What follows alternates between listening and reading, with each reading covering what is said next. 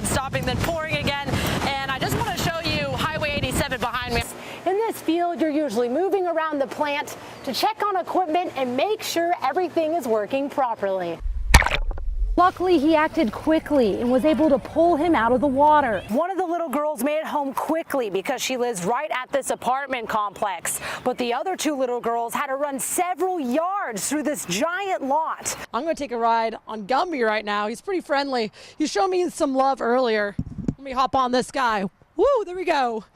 Different from a horse. And this aerial lift can go all the way up to 40 feet. It's starting to rain out here. It's just coming down. It's really windy as well. You can see the waves behind me. I'm over here at the YMBL South Texas State Fair. We're going to show you some of the tiny homes. They're called Dirksen Portable Buildings. And you can vote until 7. I'm joined here now with Melody Chappelle. How are you doing today? Thanks for watching 12 News. I'm Jacque Masse. Tonight we are remembering the life of the former First Lady Barbara Bush. Local Texas country singer Michael Ryan is definitely making a name for himself. So pretty quiet over here in Southeast Texas, right? But what happened in the Gulf of Mexico this morning? I'm going to attempt to do some of those dances. I got my pretty little skirt on, so. A warning tonight about what many are calling a cult. A Georgetown man was reported missing. Beaumont police have arrested a suspect who robbed several victims at gunpoint. Newton County is preparing for flooding in Bon Weir after heavy rain hit the area a few days ago. I went to New Orleans too, but I didn't go to the big parade yesterday. Oh, here we go. It's all locked in. This is live TV, everybody. Teamwork. Just gotta get through this and then sun for days. For at least a couple of days, that's right. Tony Waldrop stared in silence as he approached the place he used to call home for the past 10 years. The only way he could get back was by traveling in his friend's boat. Tony expected there to be flooding, but never like this. Not this bad, no. I've had it come up to my house, but not in it. The rest of the Sunchase neighborhood in Hampshire now looks like a lake. Houses and cars were submerged in water. It was hard for Tony to wade ankle deep in floodwater with all his belongings floating around his feet. But he wasn't alone. His friend was there for moral support as he gathered clothing items and sentimental photographs of his family he holds dear to his heart. Another daughter and a grandbaby. It was a tough day for him to see his neighbors traveling by boat or walking around in waist-high waters back to their homes, but says there is a silver lining in all of this.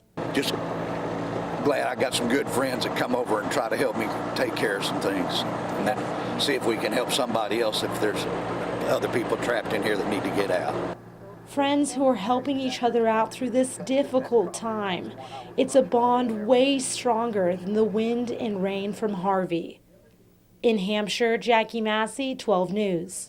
This is how Kim Garcia wants to remember Landon, as an energetic little boy who loved jumping on his trampoline. She just got into town, and it was the first time she ever met her nephew. Ran up to me and grabbed my hand, not a shy bone in his body. And that memory is now a blur. Her family trip turned into a nightmare on Sunday. Landon's father, Christopher, says he was with Landon when he looked away for just a split second to check on his four-wheeler. He planned on taking his little boy for a ride, but when he looked up, Landon was missing. My brother's big. He's a big guy. I'm crawling on the ground, crying and yelling. And no one could find Landon, but all of a sudden another child pulled him from the bottom of the pool, and that's when Kim's instincts kicked in. I've done CPR lots of times. I've never thought I would do it on my 2-year-old nephew. The fun-loving boy with a big smile was taken to the hospital. He passed away last night. I guess God wanted him. His purpose was something more important than what we're here for. The pool is now torn apart. The family can't look at it anymore. Christopher's friends put together a memorial with Landon's favorite toys, flowers, and candles. Garcia says she will never forget him. I love you, Landon. I wish they all could have met. Everyone should have had a chance to meet Landon. In Beaumont, Jacque Masse, 12 News. 3 ladies hard at work this afternoon, sanding, painting, and having a little fun.